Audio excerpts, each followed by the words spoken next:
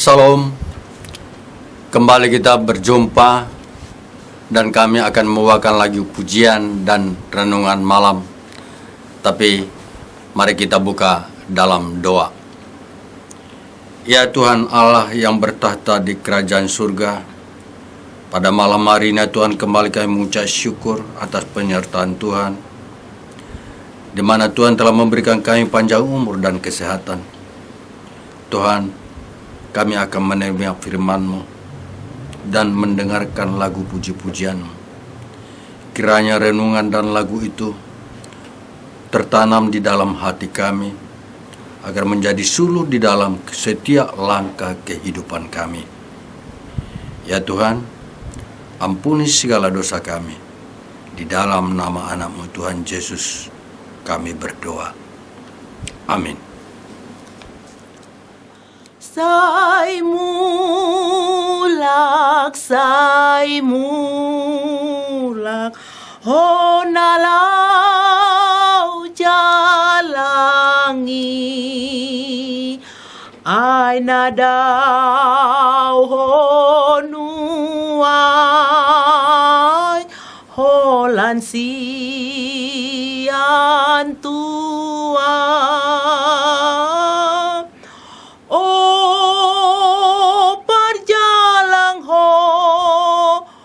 Mulak maho,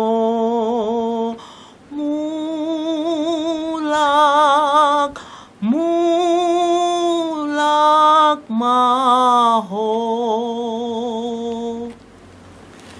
Yang menjadi renungan malam ini saya ambil dari Matius 7 ayat 24.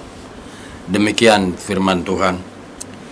Setiap orang yang mendengar perkataanku ini dan melakukannya, ia sama dengan orang yang bijaksana yang mendirikan rumahnya di atas batu. Yang menjadi tema pada malam hari ini adalah pondasi yang kokoh. Saudaraku seiman, di berbagai kesempatan Yesus seringkali menggunakan perumpamaan untuk menjelaskan ajarannya. Seperti pembacaan firman hari ini, ia memakai kata rumah untuk menggambarkan keadaan manusia. Rumah adalah kebutuhan primer manusia selain sandang dan pangan. Siapapun memiliki keinginan ingin memiliki rumah yang layak dihuni. Karena itulah dalam membangun sebuah rumah ada hal-hal yang harus kita perhatikan, mulai dari tipenya dan juga dasarnya. Model rumah tertentu dengan tipe tertentu akan menentukan keberadaan dan nilai rumah tersebut. Jika rumah itu besar dan kualitasnya bagus, nilai dan harganya akan semakin tinggi dan mahal. Begitupun sebaliknya. Saudaraku seiman, dalam renungan malam ini, sesuai dengan nas firman Tuhan yang menjelaskan serta mengingatkan kita tentang dua jenis perilaku manusia. Pertama, orang yang mendengarkan perkataan Tuhan Yesus dan melakukannya disebut sebagai orang yang bijaksana. Orang bijaksana yang dimaksud tidak berbicara tentang orang yang pintar, jenius, ataupun punya intelektual tinggi, tetapi orang yang mengacu kepada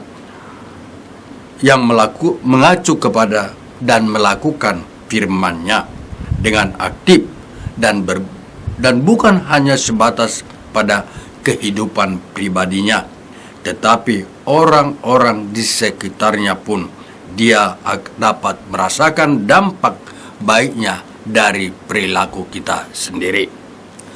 Yang kedua, orang yang mendengarkan perkataan Tuhan Yesus tetapi tidak melakukannya disebut orang yang bodoh.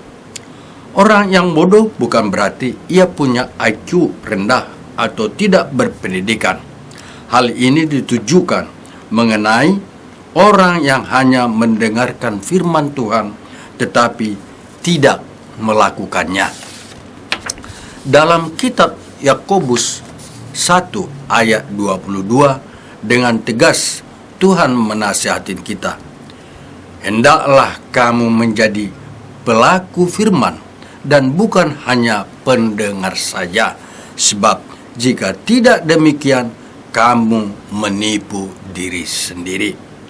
Apalah artinya kita hanya sebatas suka mendengarkan khotbah di gereja, mendengar renungan malam maupun saat teduh, mengoleksi CD khotbah-khotbah pendeta terkenal.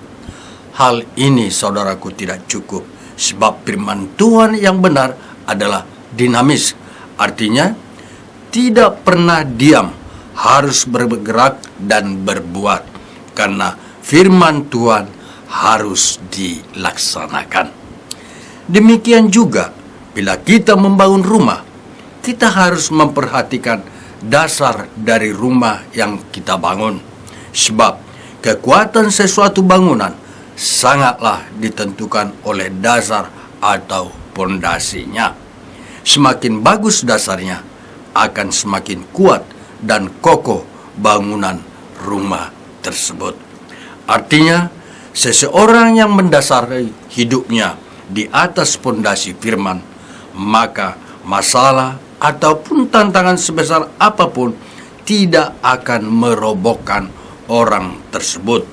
Sebaliknya, jika seseorang mendasari hidupnya di atas pondasi yang bersifat fana seperti kepandaian, kekayaan, dan lain sebagainya, hidupnya mudah goyah, bahkan roboh.